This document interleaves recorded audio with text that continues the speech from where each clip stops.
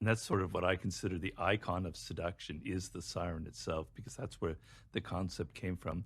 And that's a woman who has a very powerful sexual energy that any man can feel. It's not overt in that they're not coming on to you, but they just radiate this kind of intense physical energy.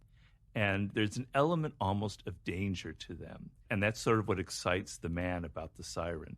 And then the male equivalent of that is what I call the rake. And the rake is a man who has an intense interest in women. He loves women to an incredible degree. It like obsesses him.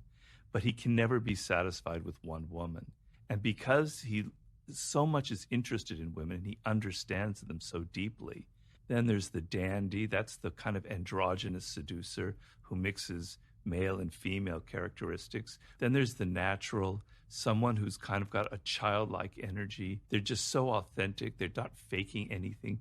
They've got that kind of innocence about them, and it's devilishly seductive. There's the coquette, is someone who blows hot and cold. They know how to play hard to get. They get your claws in you, and then they withdraw, and you go crazy, and you have to pursue them, and you're going after them. Then there's the star, which as well can be male or female. That's a person who has a kind of a distance. You know, a star is somebody that we project all of our fantasies onto.